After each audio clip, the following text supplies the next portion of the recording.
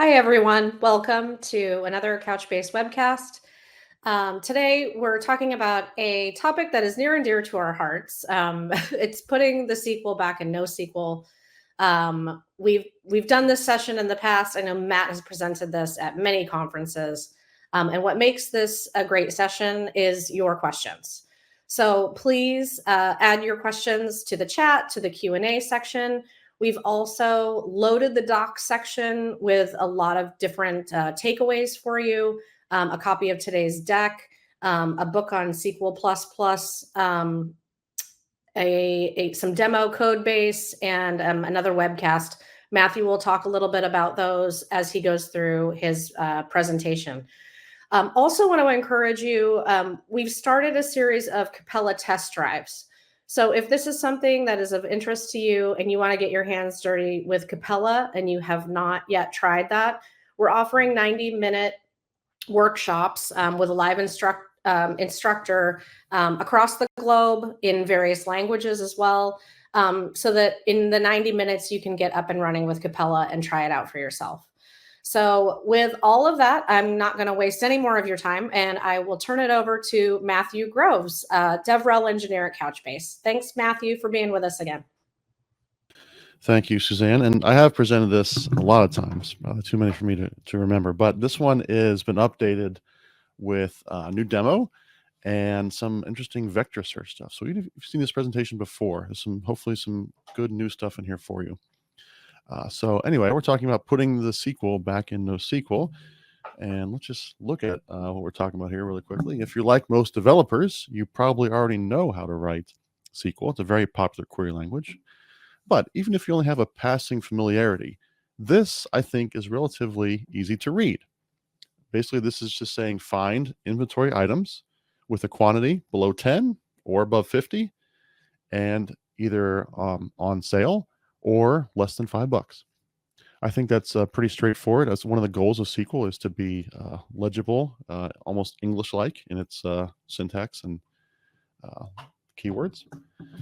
This is a screenshot from a documentation of a popular NoSQL document database. Now, this query returns the same results.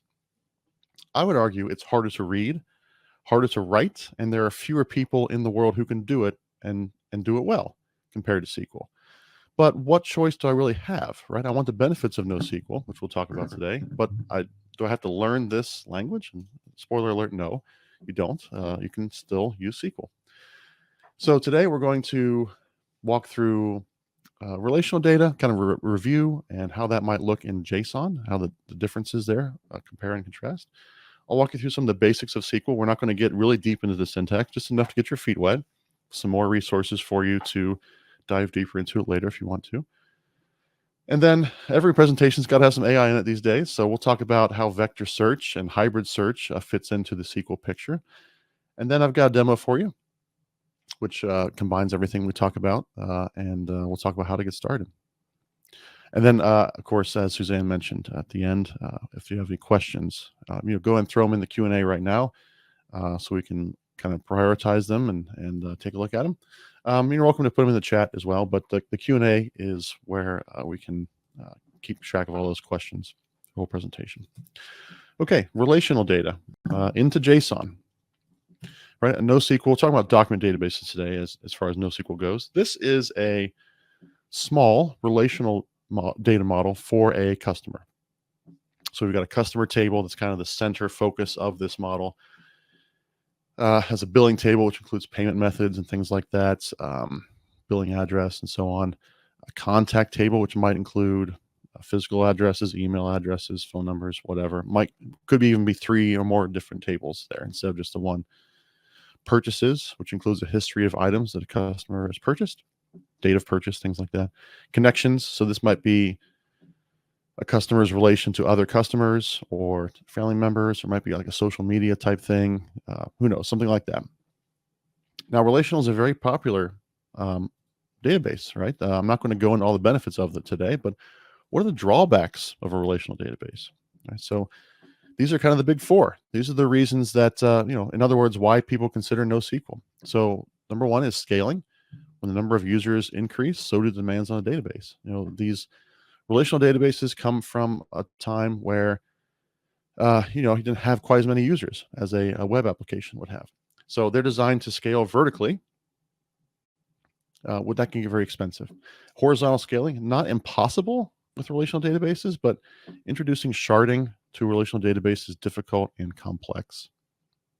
Flexibility, making schema changes can be painful and can even result in downtime. You're also limited to one form of data access. You can only use SQL with these relational databases, which we'll talk about later on for sure. Some benefits to multiple data access methods. Performance, legacy relational databases, have their roots in those days of hundreds of users, not the hundreds of thousands or millions of users. Relational data being flat, and just the way it is. And so if you have complex entities, you model those with multiple tables, like in that last example. That means a lot of joins, which means slower performance. And finally, availability. So a typical legacy deployment of one server means a single point of failure. You can configure replication servers. Again, it's not impossible, but with the constraints on relational data, this can result in performance hit, depending on the SLA, depending on what technology you're using and how you're organizing that. So these are the reasons that JSON document databases are at least considered or possibly used in conjunction with, and sometimes replace a relational database completely. In a JSON document database, the data can be more centered on the root data. So remember, we had the customer kind of in the center before. So now we can just have a collection of customer documents that can contain all that auxiliary data within a single document. So you can have arrays and nested objects and arrays of nested objects and so on. And each document has its own self-described schema. So it's as long as it's JSON format, right? That's allowed. When the structure needs to change, a developer can add a new field to their class in their code, and that's going to be saved to the next document. So there's no need to change schemas in the database itself.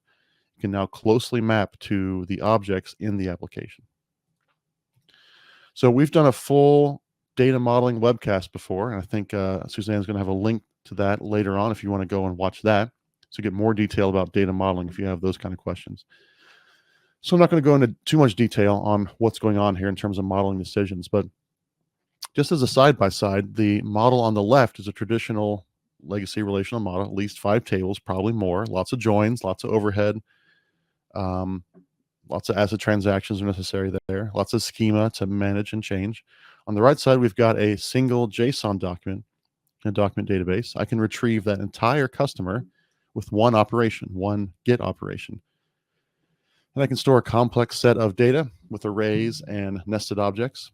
And that JSON can be serialized and deserialized to and from objects in code directly. No need for the overhead of an ORM. But there are good things about relational databases. These are 3 things that I've identified that I think developers care about a lot when I think of, well, I don't want to necessarily give up these things when I go to a NoSQL database. So SQL, that's what we're here talking about mainly today. It's the most popular data query language in the world, one of the most popular programming languages, period. It's easy to read, designed to be read by humans, lots of training material. If you learn SQL with one technology, you can take that skill and apply it to other databases as well. It's concise, declarative syntax. And then people ask a lot about joins. Like, well, do I have to give up joins when I go to a NoSQL database? Because some data has to be modeled as many to many and many to one, right? So back here, this example, I have purchases here listed as nested in the customer. And, maybe that might work, but chances are if you're like Amazon, I can go back and see my purchase history from like 2006, I think 2008, I don't know. So having one document containing every purchase, that might not work, right? So it's really that's a modeling decision we talk about in that webcast, but I might need to join that data. So even with consolidation, I still might need a few things to be joined. I need fewer joins, but I still need joins. And that's the transactions. What if I can't put everything into one document, right? So if I'm doing a transfer between accounts, that's kind of the basic situation, right? The standard ACID transaction example. I can't consolidate 2 different people's accounts into one document. Doesn't really make sense. So I still need to be able to do an ACID transaction, even with consolidation there. So what do we do about this? These are good things about relational world. What do we do if we want to still keep some of this functionality in the NoSQL world? And of course, the answer is SQL++, also known as SQL for JSON. It's a semi-structured query language that encompasses both SQL and JSON and is SQL backwards compatible. This was first proposed as an academic paper at UC San Diego. And Couchbase was the first database to add SQL for JSON support. And there's been some other document databases since then that have added at least a partial implementation. So Particle is an Amazon project to add SQL to DynamoDB. Cosmos is an Azure-only database with a small amount of SQL in there, not a full-blown SQL implementation. Neither of them really are compared to Couchbase. And then I mentioned Apache Ignite because it has a SQL implementation for semi-structured data, but it's not JSON as far as I can tell. So it may not have the full capabilities of SQL++, but it's worth mentioning here. Another cool thing to point out is that Don Chamberlain, who's one of the inventors of SQL, has written a book about SQL++. And that's available on Amazon if you want to buy a copy there, or you can get a free copy, a free electronic copy. The link here on the screen. I think Susanna puts that in the resources there as well. So how does it work? How does SQL++ work? I'm going to take you through the basics of SQL++. I'm going to touch on joins and ACID transactions along the way. So let's start with a list of terms here first before I start showing some data and syntax. This is, I just picked one, SQL Server. It's one I'm most familiar with, but there's lots of databases that kind of follow the same structure here. And I kind of want to translate some of the terms you might be familiar with into a NoSQL term. So I choose Couchbase for that, of course. Now, it's not like these are just different names for the same thing. No, they're very different concepts sometimes. But this is kind of a simplification, a pretty good baseline for getting started and thinking about how data is structured in NoSQL. So for instance, we've got in SQL Server, you've got table, pretty common thing everyone interacts with. In Couchbase, a collection would be the most similar concept to that. So a collection of documents, a table of rows, kind of the same type of structure there.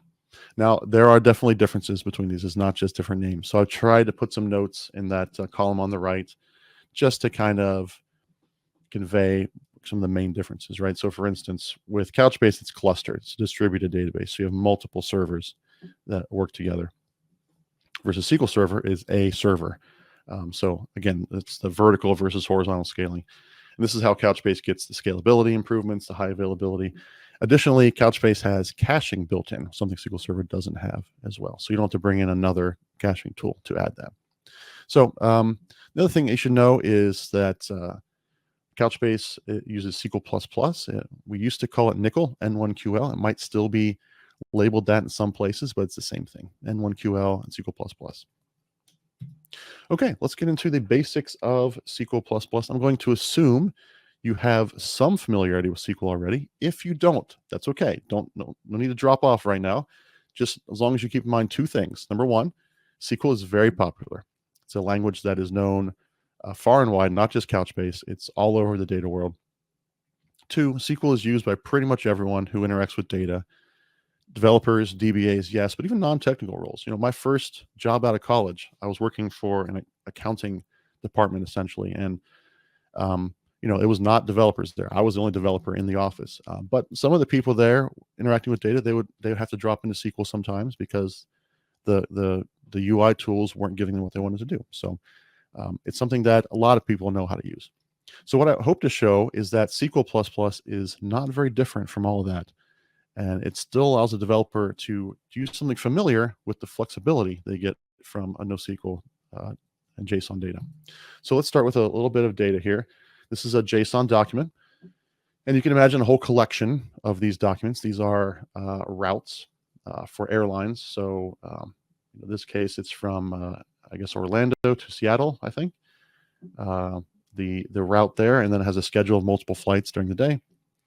And so this document has a key. You can kind of think of it like a primary key, but it's a document key. So route 5966. In JSON, notice we've got a source and destination field there. And also notice the airline ID field.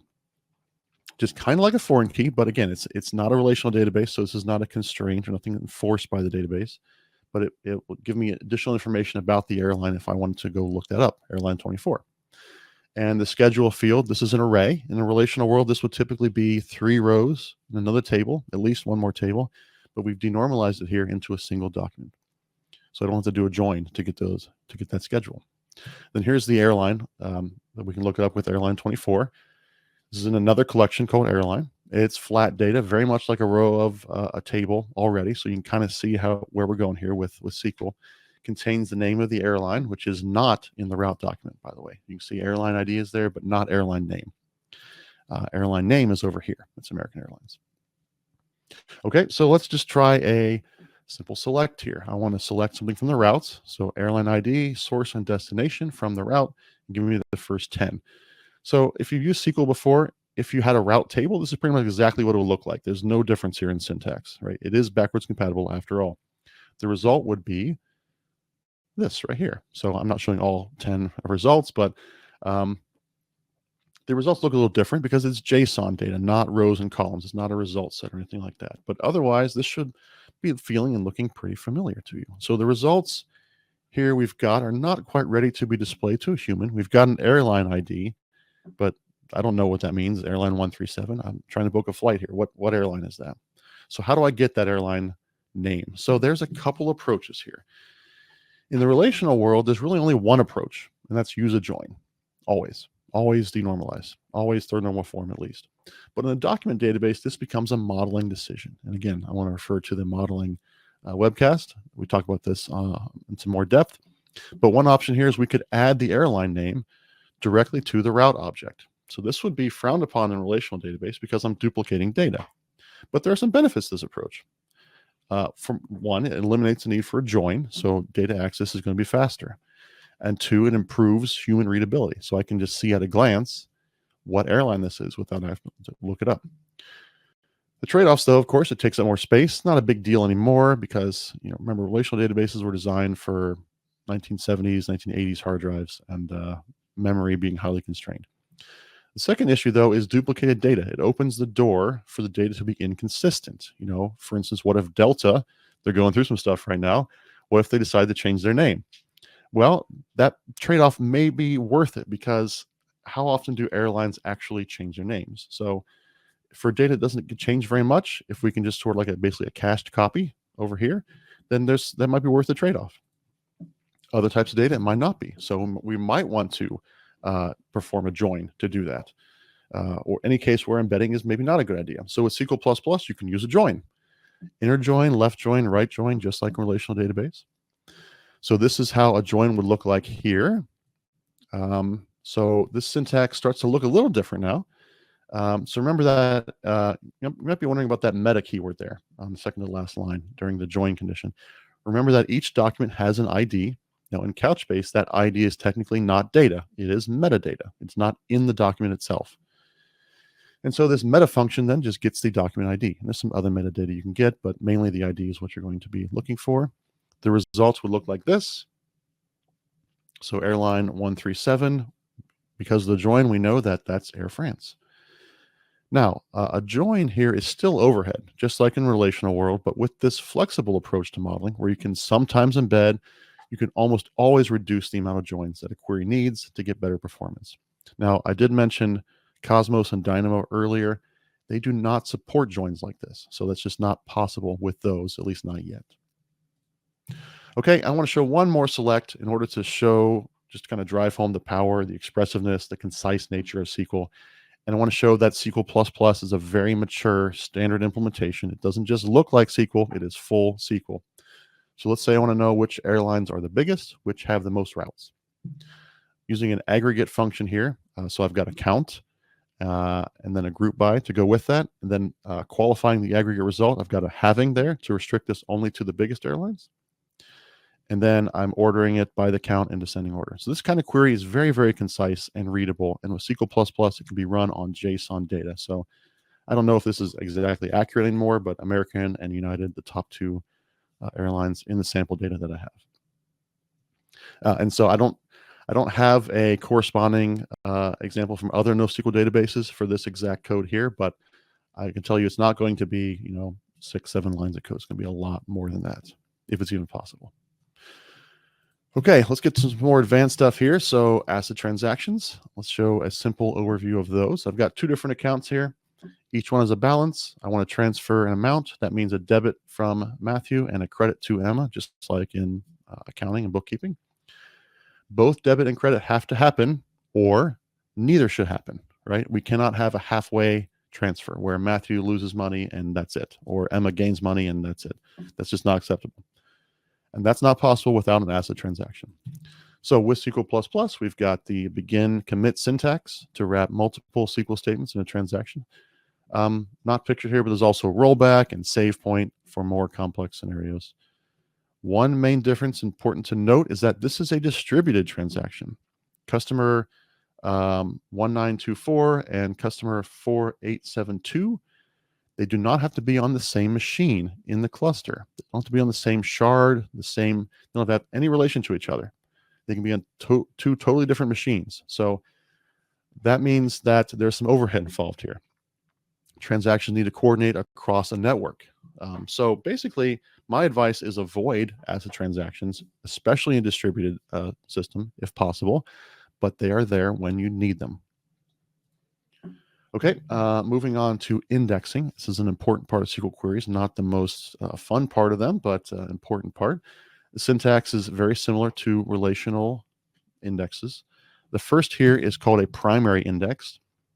Notice we're just indexing a collection here. So a collection belongs to a scope belongs to a bucket. So I'm fully qualifying that collection. This will enable SQL queries to scan all documents in the route collection. So I mentioned the bucket name, the scope name, and the collection name. This is not a great index for production. Any query that uses this index will be scanning every document in the entire collection. However, it's good for development purposes and maybe some edge cases in production, but I would highly recommend you do not use these type of indexes in production. The second one is more indicative of an index for production. It's index on that same route collection, but now I'm adding a field, and I can put I can put multiple fields, I can put expressions, etc. in here. So this is going to be indexing the source airport field in there. So any predicate that uses source airport is going to get a faster result than scanning every single document. And as in the relational world, indexing is a very deep topic and something of an art form to get right. Fortunately, there's an index advisor available in Couchbase that can make recommendations for you based on the query. So this is a screenshot of the Capella workbench. This is the Couchbase DBAS. It's called Capella. Maybe a little hard to read because of the font here, but I had to fit everything on the screen to show this off. So I've entered a query for airline routes here. This is a little bit more. I've got like a uppercase function there, and I'm doing equipment as well. When executing that query, the results show there at the bottom of the screen. But on the right-hand panel, there's an index advice section here. And these are recommended indexes to speed up the query. So of course, you shouldn't necessarily just blindly add indexes, but and we can't guarantee that this is always going to give the best index for pure performance. But especially for complex queries, this tool is going to give you a great place to start.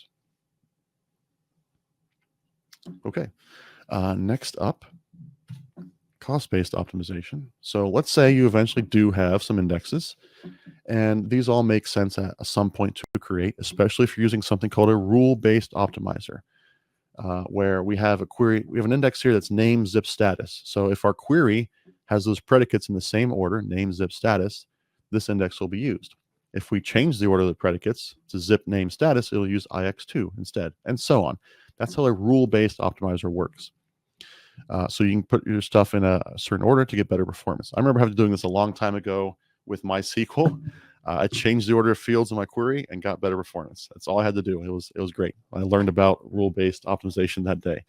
But now suppose I don't know anything about that data and I want to run this query.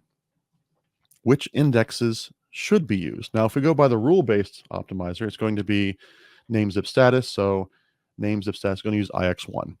All right. But is that going to be the best index? Well, it's my favorite answer of all. It depends, right?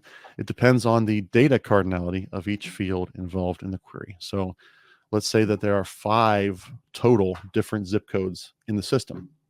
That's versus 5 million. Those are different levels of cardinality, the different values that are in there. 5 million mats versus only 5. With JSON data, it gets even crazier because it's possible, not ideal, but possible, that the zip is a string in some documents, a number in other, an object in another, and might be missing from documents. So hopefully you're not doing that on purpose, but it is a technical possibility. So, but a cost-based optimizer is going to take statistics into account about cardinality when choosing indexes and building a query plan. So if you're deep into relational databases, you're already familiar with the update statistics statement, I guess. That's also in SQL++. Okay, moving along. User-defined functions. Another feature that's somewhat related to SQL++ is, this shouldn't be user-defined functions. This should be eventing.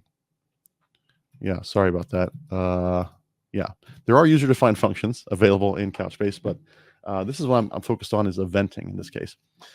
So this allows you to write code that responds to data changes. This is a pretty contrived example here, but it's going to execute whenever a document is updated. And onUpdate is a JavaScript function, so you can write logic using JavaScript. But there's some SQL++ embedded within the JavaScript, including a parameter. So it's not quite a trigger. It doesn't block anything. It can't check constraints. It's asynchronous, but it's similar. And it will execute on the database itself, including that embedded SQL++. So it's a pretty cool feature to show as part of Couchbase. That's just so ingrained into the whole system. Okay, so that's enough syntax for now. There's a lot more, of course. There's CRUD statements, merge statements, CTEs, windowing functions, etc. They're all there. But I usually get asked, like, how do I get my data into Couchbase? How do I get my data into NoSQL in the first place? So the usual tools for moving data around still apply, right? You can build an ETL, set up a Kafka pipeline.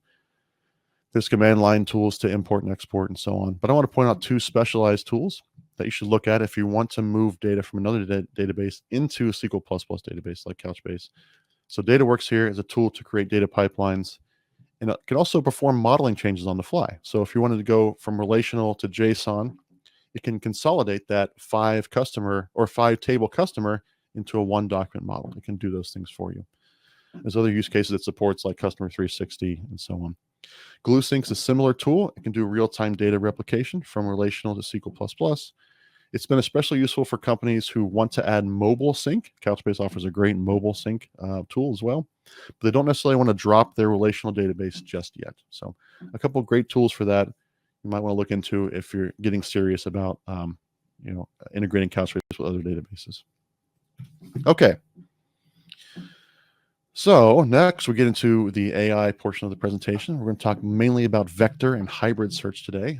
Just to back up a little bit to talk about what are the benefits of doing this with Couchbase. So as applications and requirements grow, architecture can start to look like this diagram here. Maybe the team starts with a relational database like Oracle. There's a text search requirement, so we're going to add Elastic for that. Then we add Redis because we need a cache to speed up those queries. And then we bring in Mongo to handle a product catalog, flexible JSON data. And we got to add some AI, so we bring in Pinecone for vector search. So now we've got an architecture where we have to manage 5 different SDKs and 5 different tools that all need to be upgraded, patched, licensed, deployed, supported, integrated. And then all those lines you can see on the top there between these different tools and the application. Those are not just magic lines. Those are ETLs and data pipelines and batch processes and all kinds of stuff to get data between these services. They also need to be created, upgraded, patched, licensed, deployed, etc. So we end up with this data sprawl type situation that increase our infrastructure costs, increase our training costs, increase integration costs, license costs, potentially support costs, and so on. And so what Couchbase says is, hey, we want to have a lot of those integrated capabilities already built in. And so we want to allow developers to support many different functional requirements, but with a single database. We're going to reduce your data sprawl headaches. You have 1 database to upgrade or manage instead of multiple. Now, I'm not saying you can just drop everything and replace it with Couchbase right now, but it can certainly get you in that direction. And maybe for your next project, you can avoid that data sprawl. Now, on a single pool of data, the developer can interact with Couchbase via a number of different APIs here. And they're all part of a single SDK. So for key value access, there's get and put. For text search, there's an API. For SQL++, you can execute SQL strings from your code. For time series or specialized functions, for graph traversal, there are recursive CTEs, and so on and so on. What's it got to do with SQL++? We're here to talk about SQL, right? So let's go through a couple examples here. As I mentioned before, relational database, you just have the one way to access data, and that's it. With a NoSQL database like Couchbase, it's what's called a multi-model, or I'd call it multi-purpose database, where you can access data in a lot of different ways. So if I wanted to use the SDK, these are .NET examples, C# examples, because that's what I code in. This is a C# example of getting a single document based on its key. So route_2000. SQL also contains a way to look up documents by its key. So the syntax there is use keys route 10,000. So why two different ways to do the same thing? Well, in general, the SDK up there is going to be faster, right? There's no query parsing overhead involved. But if you want to combine a key lookup with other access methods, I'm going to go over those here now. SQL query can help you combine them with each other. So another example here, this is a text search. So there's the Couchbase SDK. I'm doing a text search with a text index for the term breakfast, and I want to match breakfast. I don't want to not match the word crowded. So I want someplace that's not going to be a breakfast spot that's not going to be crowded. That's how I do it with .NET using that text index. I could also do that in SQL by using this search function and providing those same kind of terms with the search syntax there, the plus and the minus there. You have to know that syntax to do this. But again, the direct call with the SDK is going to be faster, but combining it with SQL gives you additional flexibility.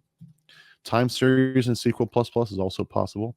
The JSON must be in a specific format. Your SDK can help you manage that format, make sure it's the right format when you import that data. There's no time series specific API in the Couchbase SDK, but there's a time series function in SQL++ that can help you query those time series documents to get a range of data, for instance. And then vector search. This is the last one I'll mention here. So again, you can perform this search from the SDK on a particular index. So I've got a vector index here. I'm doing a vector search on it. But I could also just drop that into a SQL++ query with the search function there, which supports a vector search. So all this to say, Couchbase, you can combine multiple search methods into a single query. This is called hybrid search, especially when vector search is involved. I'm going to show some of this in the demo.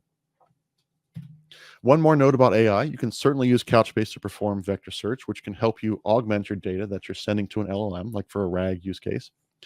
But Couchbase Capella is also on the consuming side of AI. So Capella has a built-in AI chat called Capella IQ that can help you read and write and understand SQL++ queries. It's still in early days, but it's great for developers who are just getting started with Couchbase. This example here takes an English description of the data I want to query on the left there. I wrote all that on the left. And it generates SQL++ query that can then be executed. One of these buttons you can push here to run it, to copy it, to show a chart of the results. You can favorite it for later. And you can keep chatting and iterate on that query if you want to. So that's built into Couchbase Capella, something really cool with AI that's already built in. All right, so how do I get started? Well, a couple different ways. So you can start with Couchbase Capella. This is Couchbase's database as a service, completely managed and hosted database as a service. Currently have a 30-day free trial, no credit card needed for that. You can get up and running with a cluster in minutes. You can start querying the exact same travel data that I've been showing you already. It's automatically loaded when you start a trial. And you can start writing code and connecting to Capella with one of those SDKs if you want to. So I showed you the .NET C# one. There's also SDKs for Java, Node, Ruby, whatever, all the popular programming languages, Go and PHP and so on. Once you've signed into Capella, there's also an interactive playground. This playground includes tutorials and code samples that you can run right in your browser on the real data there. One of the tutorials is specifically for SQL++. You can run the samples as is, and you can make tweaks to them to see what happens. So just click on the playground, the top right after you log in. One more thing I want to mention again, so Suzanne mentioned this early on, is that we also have these test drives. These are sessions that are 90 minutes long that kind of walk you through how to get started with Couchbase Capella. Check out the links there. We'll sign up for one of those upcoming events. Okay, now it's time for the demo. want to bring up, let's see if I can find the right tab here. Yes, here we go. So I'm going to show you this demo I've been working on. It's called What Is This Thing? And this is available on GitHub if you want to check that out. It's in my GitHub repo right here. But this is a demo designed to show off vector search and hybrid search with Couchbase. So I've got a instance running right here locally. I'm using a Couchbase server locally. This will also work fine with Capella. And this is an e-commerce site. So it's, I imagine this to be a parts store, a virtual parts store where you can go and buy parts for your refrigerator, your truck, your toaster, whatever. Right. So I can go through and browse all the parts here, a standard kind of e-commerce site. You can see I've got, these are fictional parts, of course, but I can filter by price range. So let's say I want everything that's over $200, but everything that's under $1,000. So there we go. And then I want everything that's at least 4 stars. So just one item there, quantum tunneling composite. And so that fits the query here that I put in there. It can also show me locations that are close to me that what do they have as far as stock. So there's 3 stores close to me that carry this. 2 of them are out of stock. Commercial Parts and Service has 71 of them in stock. I can just add this to cart, got my cart up here, and so on. Okay, but if I click on the top right here, the SQL++ button, I can actually see the query that was generated to show me these results. So this will be tough to walk through this whole thing. Might be a little small on the screen, but we can zoom in a little bit here. There we go. So first thing I've got is this CTE, common table expression. This is to help me find the stores that are closest to me. And this uses the location given to the website by the browser to put in my latitude and longitude. So now you know exactly where I am, by the way. But then this will find the locations, the stores that are closest to me. CTEs, I should mention, you've probably seen with statements before in CTEs. Couchbase also supports what's called recursive CTEs. So you can use these to do a kind of graph traversal as well. The next part of this query is another CTE to find out what's in stock. So it's querying the stock collection here and getting the name of the store and so on to get that.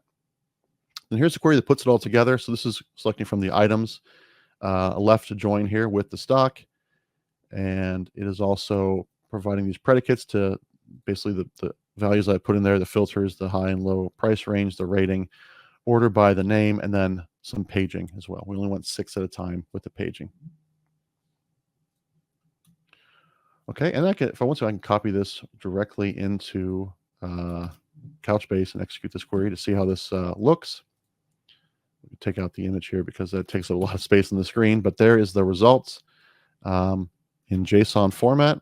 Looks like it's just a 1 right now. If I can put that in table view, you can see there's the data returned directly in Couchbase. Okay, so the next thing I want to show, which I think is the coolest part of this application, well, let's show one more thing first. So I want to mention the stores I have in the system. I've got these 3 that are close to me, Commercial Parts, Home Depot, and Ferguson. But I've got some stores that are also not close to me. So this is Berlin, Germany. This is Chicago area, and this is in London. Those do not come up in the results because they're not close to my location, but they are in the system there. One of the coolest things about this system, though, is this part, the what is this thing? So this is where we're actually going to use some AI to help us find what a part is. So if you're like me, you've got stuff that falls out of parts that fall out of your stuff all the time. Something fell out of my refrigerator, something fell off my truck. What is this? I want to replace this. I have no idea what it's called. How do I find it out so I can order a replacement? So what I can do is I can take a picture or upload a picture of the item, and this system will actually perform a nearest neighbor search with vector search to find out what the item is. So let me zoom in on this one a little bit more. This is the picture I took earlier. This is just a printout of the item in black and white. I've got some noise in the picture of my thumb and a quarter just to add some noise to the picture. But it found that the thermionic valve is the closest match to that, and that's correct. It's the what I took a picture of there. It shows the score here, just to kind of visual purposes to see how close of a match it was. And the next 3 closest matches are here as well, just in case the exact match wasn't found. This also combines with location data that's using geospatial. So if I show the SQL++ here, this is the hybrid search we're talking about. So we've got location-based geospatial search. We've got common table expressions. We've got inventory with standard joins. We've got a vector search here, and here's the vector that it's using. It's very, very long, right? But there's the vector of the image being uploaded, and I can just copy this into Couchbase and execute as well and show you the raw results. Again, I'll take the image out because it just takes up too much screen real estate. So there we go. There's the closest match, has the highest score, and then the next three nearest neighbors have the next highest score. I'm using the Azure Computer Vision to get those vector embeddings, but of course, you can use any model you want to in this instead, if you like. So it's just stored as an array of floats in JSON data in Couchbase. Okay, so that is the What Is This Thing demo. That's all I wanted to show. Basically, the idea here is that I can do all these things in one query. If I'm using 2 or 3 or 4 different databases, I'd have to somehow orchestrate, okay, I'll use whatever to get the geospatial results, maybe Elastic or something. I have to use Oracle to do a standard join. I have to use Pinecone for a vector, and I have to combine those results somehow. That's going to be a lot of extra latency. Even if I'm using a tool like LangChain, it's still a lot of extra latency. Tools I have to manage, or I can do a single query here in Couchbase, single SQL++ query in Couchbase to get the job done. So that is it for today. Here's my contact info if you want to follow up for any reason on LinkedIn or X, or you can email me. But yeah, so let's take some time here. We've got time for questions. If you've put a few there, we'll take a look and see what we've got here. Okay, let's see. Let's look at this one here. What should have to follow for avoid duplication? So I'm not quite sure what that means.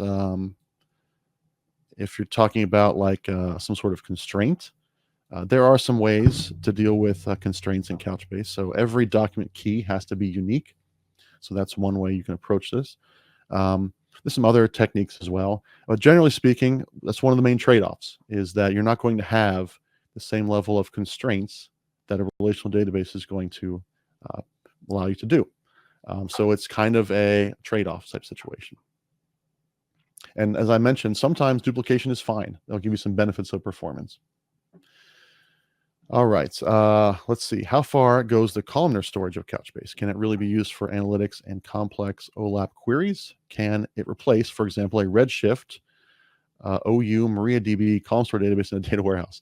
Yeah, I'm not sure. So I don't know if you're talking specifically about the columnar engine that Couchbase announced, I think a few months ago. That is not quite available publicly yet. But that is more along the lines of the OLAP type of queries. So I'm not sure of your use cases there, if it can replace all those things for sure. But one thing that Couchbase Analytics has done and Columnar will continue to do is allow more operational analytics. So it's not going to be a situation where the data is hours or a day old. It's going to be instantly updated in the analytics or the Columnar offerings, so you can perform those more complex SQL++ queries on that data that's been updated in real time. So I hope that helps answer your question. Happy to answer further questions if you're interested. Okay, let me check the chat here, see if there's anything listed in there. Looks like no questions in the chat. There is a question: what is CTE, Couchbase Database? I'm not sure that's quite got approval yet, but a CTE is a common table expression. So that is a with command, where basically you have a query and contains within that with, and then you can treat the results of that query as a table. So it's called a common table expression, or with syntax. So very similar to what you'd see in relational database, works the same way in Couchbase. Recursive CTEs mean that I believe that the CTE can refer to itself. So you can do things like hierarchy traversals and graph traversals, that sort of thing. Okay, I think that's about all the questions we've got so far, unless there's any more follow-ups from those first few questions. Okay, do you have the ability to do temp tables in Couchbase? Temp tables. I don't think I have temp tables in Couchbase. I have not used temp tables in a long, long time. But I don't think there's temp tables in there just yet. And again, it wouldn't be tables anyway. It would be like a temp collection or something, right? Because it's not a relational database.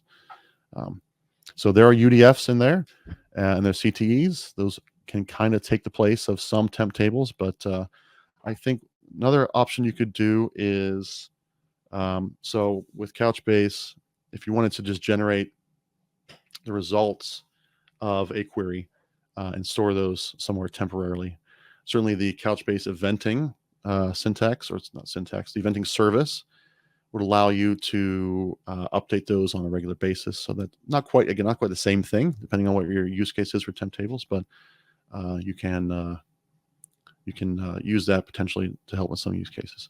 Can you create views tables with SQL++? So again, no tables here. This is not relational. But if your question was about views, kind of is the answer. So I mentioned UDFs with SQL++ and CTEs. Those can kind of fill in some of the use case gaps there. But there is not something like a materialized view just yet in Couchbase or SQL++. And this goes for, by the way, Cosmos and Particle as well. I don't think that the ability to do those exists there either. Historically, Couchbase has something called views. It's a map reduce view, something that's basically deprecated for a lot of reasons, but that does not involve SQL++. That's a whole different API.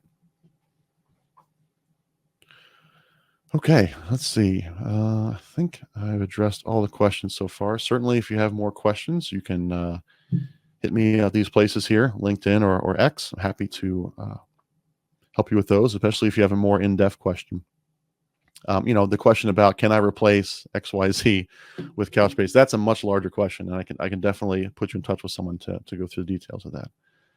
But yeah, definitely want to help with that. So if you have those details, send it my way, and we'll get the conversation started. Well, I see Suzanne is back on the screen here. Want to wrap us up, Suzanne? Oh, it looks like you're muted. Or possibly backstage. There we go. Oh, hey, I was just hanging out backstage, listening to all of the questions. Thanks everybody for participating.